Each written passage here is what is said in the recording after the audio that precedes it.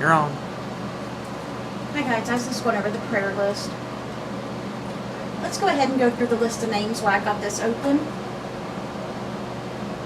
Luke Boggs, Zach Kirby, Elizabeth Jeffries, Judy Osborne, Barb Post, Linda Thacker, April Thacker, Sherman Crabtree, Abby Myers, Shelley Turner, Melly Stanley, Eric Stanley, Cindy Welsh, Dora Carper. Put a big star by Dora Carper.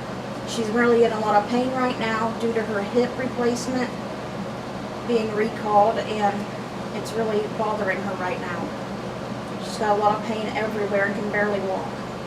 Michael Cairns, Judy Thompson. Okay, guys.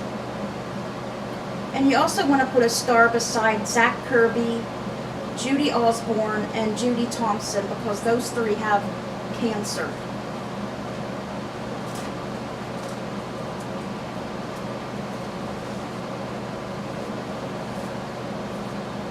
Okay, so let's begin where we left off yesterday with Luke chapter 23, verses 13 through 43. Jesus was in front of Herod and in front of Pilate, and then Herod sent him back to Pilate. Now remember, Pilate isn't really wanting to put Jesus to death, but the teachers of the law, the high priest, and the crowd, they stirred up wants Jesus gone.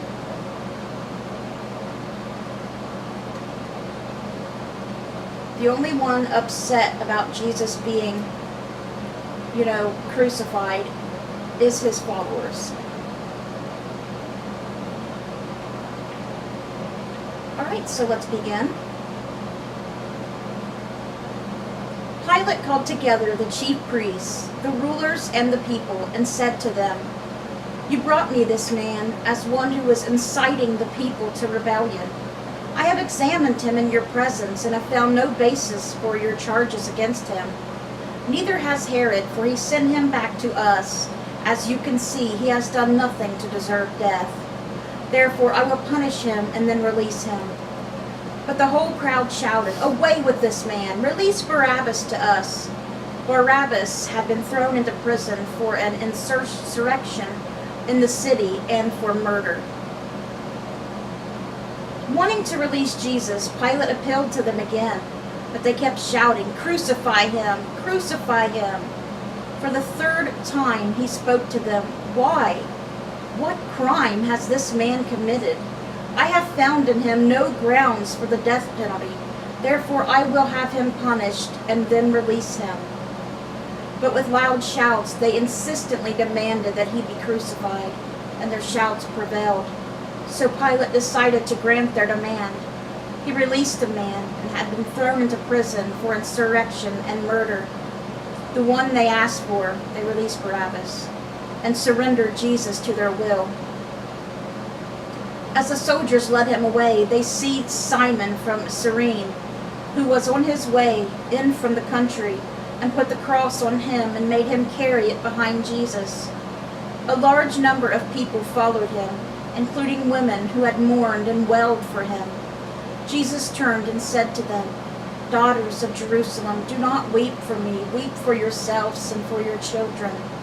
For the time will come when you will say, 'Blessed are the childless women, the wombs that never bore, and the breasts that never nurse.' Then they will say to the mountains, 'Fall on us,' and to the hills, 'Cover us.' For if people do these things when the tree is green, what will happen when it is dry?" 2 other men, both criminals, were also led out with him to be executed. When they came to the place called the Skull, Golgotha, they crucified him there, along with the criminals, one on his right, the other on his left. Jesus said, "Father, forgive them, for they do not know what they are doing." And they divided up his clothes by casting lots. The people stood watching, and the rulers even sneered at him. They said, "He saved others, but him save himself if he is the Messiah, God's Messiah, the chosen one." The soldiers also came up and mocked him. They offered him wine vinegar and said, "If you are the king of the Jews, save yourself." Then there was written notice above him, which read, "This is the King of the Jews." One of the criminals who hung there hurled insults at him. "Aren't you the Messiah? Save yourself and us." But the other criminal rebuked him. "Don't you fear God," he said, "since you are under the same sentence? We are punished justly for what we are getting, what our deeds deserve, but this man has done nothing wrong." Then he said, "Jesus, remember me when you come into your kingdom." Jesus answered him, "Truly, I tell you, today you will be with me in paradise." And so it was. We have two Psalms today, Psalm 97 and 98. This is Psalm 97. The Lord reigns. Let the earth be glad. Let the distant shores rejoice. Let the thick darkness surround him. Righteousness and justice are the foundation of his throne. Fire goes before him and consumes his foes on every side. His lightning lights up the world. The earth sees and trembles. The mountains melt like wax before the Lord. Before the Lord of all the earth, the heavens proclaim his righteousness, and all people see his glory. All who worship images are put to shame. Those who boast in idols worship him, all you gods. Zion hears and rejoices, and the villages of Judea are glad. Because of your judgments, Lord, for you, Lord, are the most high over all the earth. You are exalted far above all gods. Let those who love the Lord hate evil, for he guards the lives of his faithful ones and delivers them from the hand of the wicked. Light shines on the righteous, and joy on the upright in heart. Rejoice in the Lord, you who are righteous, and praise his holy name. This is Psalm 98, a song. Sing to the Lord a new song, for he has done marvelous things. His right hand and his holy arm have worked salvation for him. The Lord has made his salvation known, and revealed his righteousness to the nations. He has remembered his love and his faithfulness to Israel. All the ends of the earth have seen the salvation of our God. Shout for joy to the Lord, all the earth. Burst into jubilant song with music. Make music to the Lord with the harp and the sound of singing, with trumpets and the blast of the ram's horn. Shout for joy before the Lord the King. Let the sea resound and everything in it, the world and all who live in it. Let the rivers clap their hands. Let the mountains sing together for joy.